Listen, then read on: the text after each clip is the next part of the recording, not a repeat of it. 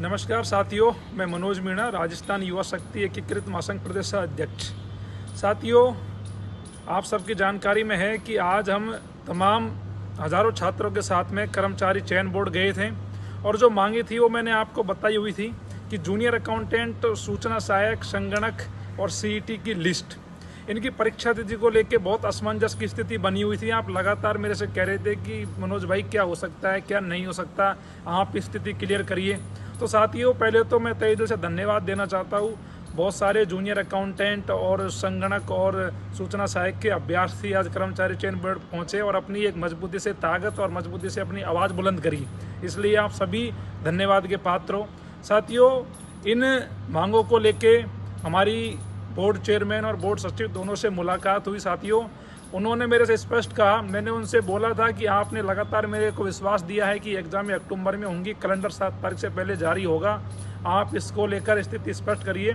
तो सचिव साहब ने कहा है कि कैलेंडर कल या परसों में, पूरी संभावना है कल या परसों में कैलेंडर जारी हो जाएगा। जो रिवाइज कैलेंडर है उसमें जिन भर्तियों की एग्ज़ाम पहले थी उन सारी भर्तियों को दोबारा रिवाइज करके उसमें डाला हुआ है।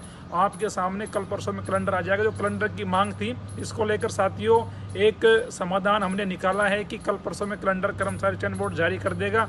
और साथियों, मैंने घोषणा भी करी थी कि अगर कर्मचारी चयन बोर्ड कैलेंडर जारी नहीं करता है 7 तारीख से पहले, तो मैं बोर्ड में युवा सत्याग्रह अनशन पर बैठूंगा।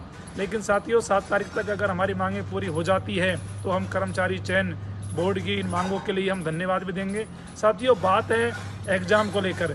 तो एग्ज़ाम को लेकर साथियों, उनका कहना है कि हमने पूरा प्रयास किया है एग्ज़ाम कराने को लेकर, लेकिन कई स्थितियां ऐसी है जो हमारे फेवर में नहीं रही। सरकार के निर्देशों पे हम काम करते हैं और राजस्थान जो सरकार है वो इस समय एग्ज़ाम को लेकर डरी हुई है, मतलब एग्ज़ाम कराना नहीं चाह रही है। तो साथियों, उनका कहना है कि एग्ज़ाम सूचना सहायक और जूनियर अकाउंटेंट, संगणक, इनकी एग्ज़ाम 2024 में सचिव साहब कह रहे हैं अब हो पाएंगी। 24 में फरवरी की संभावना बता रहे हैं। बाकी साथियों, कल परसों जो कैलेंडर आएगा उसमें आपको जानकारी मिल जाएगी कि इन एग्जामों की तारीख क्या रहेगी। बाकी साथियों, अगर ये कर्मचारी चयन बोर्ड और ये राजस्थान सरकार दोनों अगर बेरोजगार युवा छात्रों के साथ में अगर अन्याय कर रहे हैं, अगर इन परीक्षाओं को इस साल नहीं करा पाते, तो ये युवाओं के साथ में बहुत बड़ा धोखा, बहुत बड़ा अन्याय है। तो साथियों, मैं कहना चाहता हूँ आपसे कि अब ये लड़ाई अगर आप लड़ना चाहते हो तो सरकार से लड़ाई आपको लड़नी पड़ेगी, राजस्थान सरकार को आपको हिलाना पड़ेगा। हम चाहते हैं कि ये एग्ज़ाम इस साल हो सके, क्योंकि आने वाले समय में ना तो सरकार का पता है और ना भर्तियों का पता है फिर क्या होगा और कैसे होगा। इसलिए हम चाहते हैं परीक्षा अब हो पाए। लेकिन साथियों, आज की स्थिति में सचिव ने स्पष्ट कहा है कि ये जो एग्ज़ामें हैं ये 24 में जा रही है और फरवरी माह की वो संभावना बता रहे हैं। माह की कैलेंडर में कल परसों चीज़ें क्लियर हो जाएंगी। और साथियों, सीईटी को लेकर जो मामला है उसको लेकर भी साथियों उनका कहना है कि 15 गुना और 40% की जो हमने मांग हम रख रहे थे उसको लेकर भी अभी क्लियरिटी नहीं है। उनका कहना है कि गवर्नमेंट विचार कर रही है कि 40% की मांग पर भी छात्रों के साथ में न्याय करा जाए। बाकी साथियों, आप 1-2 दिन का इंतजार करिए, सारी चीज़ें आपके सामने होंगी।